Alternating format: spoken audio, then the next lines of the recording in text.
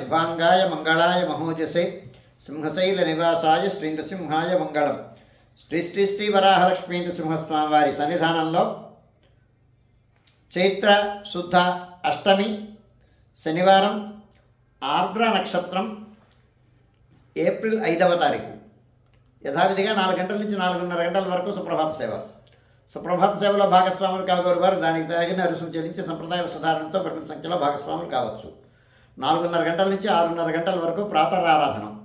ప్రాతరారాధనలో భాగస్వాములు కాగోరు వారు దానికి తగిన రుసుము చెల్లించి సంప్రదాయ వస్త్రధారణతో పరిమిత సంఖ్యలో భాగస్వాములు కావచ్చు.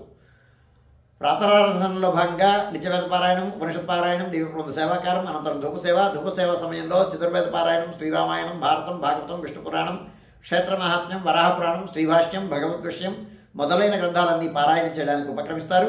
అనంతరం బాలభోగ నివేదనం అయిన తర్వాత నిత్యహోమం, బలిహరణం అయిన తర్వాత మంగళాశాసనం, చాత్మరగోష్ఠి, తీర్థ వినియోగం అయిన తర్వాత చుట్టు సన్నిధిలో మంగళాశాసనం పూర్తి చేసుకున్న తర్వాత సుమారు 6:30 గంటల నుంచి సర్వదర్శనం ఆరంభమవుతుంది. 7:30 గంటలకు సహస్రనామార్చనం, 8:30 గంటలకు గరుడ సేవ, 9:30 గంటలకు నిత్య కళ్యాణం ఆరంభమవుతాయి.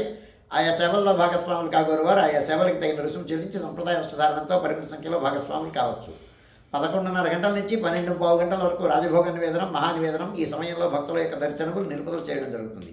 ఆర్ద్ర ప్రయుక్తమైనటువంటి భగవద్రామానుజుల మాసతిథి నక్షత్ర ప్రయుక్తమైనటువంటి ఆస్థానం సేవాకారం ఈ సమయంలో జరుగుతుంది. 12:15 గంటల నుంచి 2:30 గంటల వరకు సర్వదర్శనం కొనసాగుతుంది. 2:30 గంటల నుంచి 3 గంటల వరకు మధ్యాహ్న విరామం. ఈ సమయంలో భక్తుల యొక్క దర్శనములు నిలుపుదల చేయడం జరుగుతుంది. మధ్యాహ్నం 3 గంటల నుంచి రాత్రి 7 గంటల వరకు సర్వదర్శనం కొనసాగుతుంది. సాయంకాలం 5 గంటల నుంచి 5:30 గంటల ప్రాంతంలో ప్రధానాలయంలో సహస్రనామార్చన జరుగుతుంది. ఆస్తికులైనటువంటి భక్తులు దానికి తగిన రుసుము చెల్లించి సంప్రదాయ వస్త్రధారణంతో పరిమిత సంఖ్యలో భాగస్వాములు కావచ్చు. రాత్రి 7 గంటల నుంచి 8:30 గంటల వరకు రాత్రి ఆరాధనం.